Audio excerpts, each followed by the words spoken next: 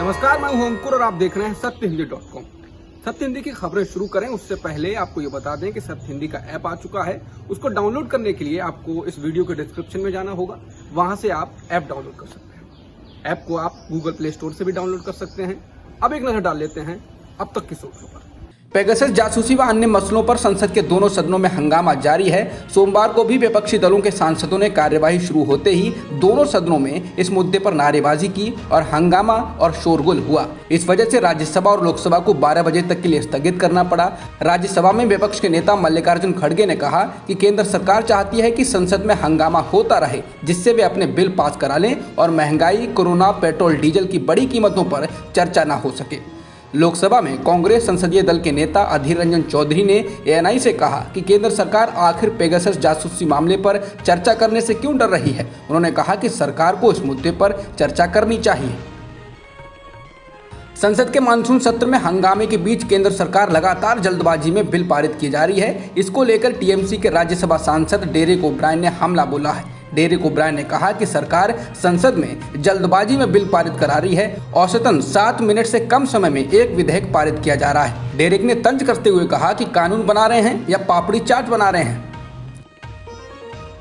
भारत और चीन सीमा विवाद पर कांग्रेस के पूर्व अध्यक्ष राहुल गांधी ने फिर मोदी सरकार को घेरा है। राहुल ने एक खबर को अटैच करते हुए ट्वीट किया है कि मिस्टर मोदी और उनके चहेतों ने हजारों किलोमीटर भारतीय जमीन चीन को सौंप दी है। हम इसे कब वापस लेने जा रहे हैं। जो खबर अटैच की है उसमें भारत और चीन के बीच सीमा मुद्दे पर 12वें दौर की सैन्य बातचीत बिना किसी निष्कर्ष के निकली, इसका जिक्र है। आंवला से बीजेपी सांसद धर्मेंद्र कश्यप पर उत्तराखंड के अल्मोड़ा जिले में स्थित जागेश्वर धाम परिसर में पुजारियों के साथ कथित तौर पर गाली गलौज करने के मामले में केस दर्ज कर लिया गया है। पुलिस ने धर्मेंद्र कश्यप और उनके सहयोगियों के खिलाफ कई धाराओं में केस दर्ज किया है। बता दें, वायरल वीडियो में सांसद अभद्र भाषा का प्रयोग करते हुए सुने जा सकते हैं। वहीं जागेश्वर मंदिर प्रबंधन समिति के प्रबंधक भगवान भट्ट की शिकायत के बाद केस दर्ज किया गया है। उनका कहना है कि मंदिर शाम को 6 बजे बंद हो जाता है। ये बात सांसद को बताई गई थी, लेकिन वो 6 बजे के बाद भी मंदिर में ही रहे और जब उनको बाहर जाने के लिए कहा गया तो वो गाली गलौज पर उतर आए। महाराष्ट्र बीजेपी और शिवसेना के बीच चल रही जुबानी जंग के बीच मुख्यमंत्री उद्धव ठाकरे ने जबरदस्त हमला किया है और कड़ी चेतावनी दी है। शिवसेना सुप्रीमो ने महाराष्ट्र बीजेपी पर पलटवार करते हुए कहा है कि धमकाने वाली भाषा कतई बर्दाश्त नहीं की जाएगी और मुंहतोड़ जवाब दिया जाएगा। उद्धव ठाकरे बीजेपी विधायक प्रसाद लाड की कथित टिप्पणी पर चेतावनी दे रहे थे, जिसमें लाड ने कहा था कि अगर जरूरी हुआ तो मध्य मुंबई में ठाकरे के नेतृत्व वाली पार्टी के मुख्यालय शिवसेना भवन को ध्वस्त कर दिया जाएगा। इसके जवाब में ठाकरे ने कहा कि किसी को भी हमें थप्पड़ मारने की भाषा नहीं बोलनी चाहिए, क्योंकि हम इतना जोर का थप्पड़ पलट कर मारेंगे कि दूसरा व्यक्ति अपने पैरों पर खड़ा नहीं हो पाएगा। वहीं बाद में लाड ने टिप्पणी वापस लेते हुए खेद व्यक्त किया और कहा कि मीडिया ने उनकी बात को संदर्भ से काट कर पेश किया था।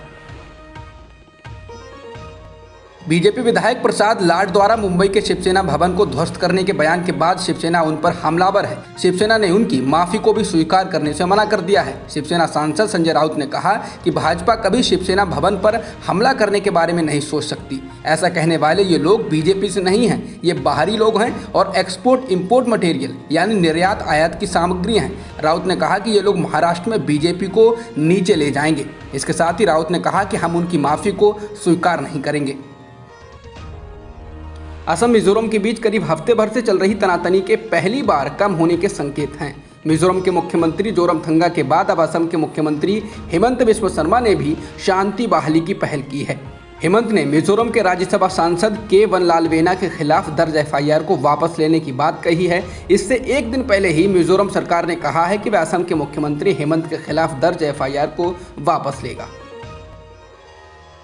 ऐसे में जब असम मिजोरम में हिंसक संघर्ष के बाद अब शांति वार्ता प्रगति पर है, इस बीच ही केंद्र सरकार ने उत्तर पूर्वी राज्यों में सीमा विवाद को सैटेलाइट इमेजिंग के माध्यम से राज्यों के बीच सीमा विवाद सुलझाने का फैसला किया है। एक मीडिया रिपोर्ट के अनुसार वरिष्ठ सरकारी अधिकारियों का कहना है कि सीमाओं के निर्धारण का काम अंतरिक्ष विभाग और उत्तर पूर्वी परिषद की संयुक्त पहल के रूप में गठित north eastern space application centre को दिया गया है।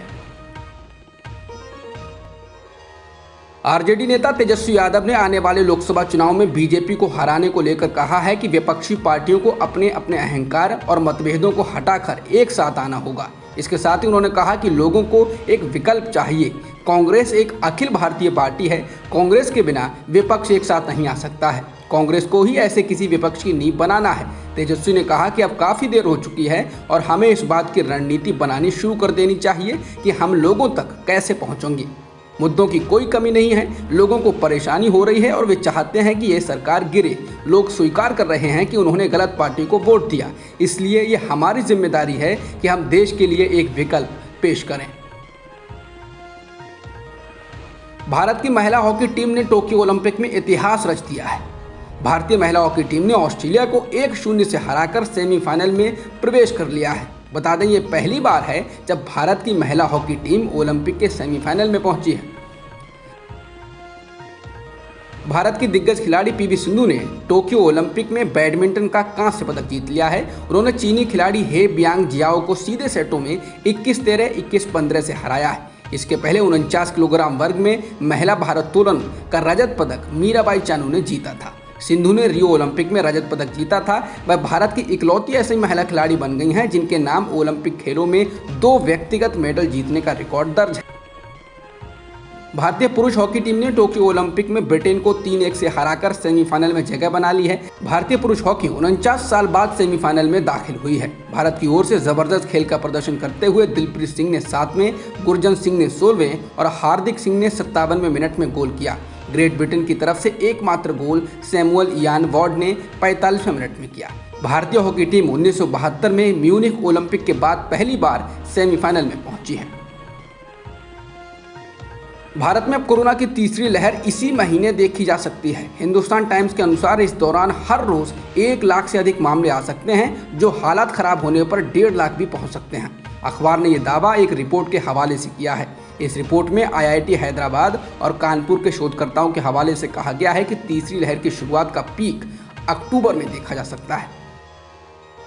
भारत में एक दिन में 40,000 से अधिक कोरोना संक्रमण के नए मामले दर्ज किए गए हैं और 422 लोगों की मौत हुई है। इसके साथ ही देश में कोरोना की वजह से मरने वालों का सरकारी आंकड़ा 4,24,000 से अधिक हो गया है और सक्रिय मामले 4,13,000 से अधिक हैं।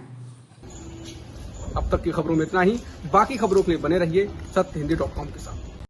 सत्य हिंदी का ऐप डाउनलोड करें गूगल प्ले स्टोर पर।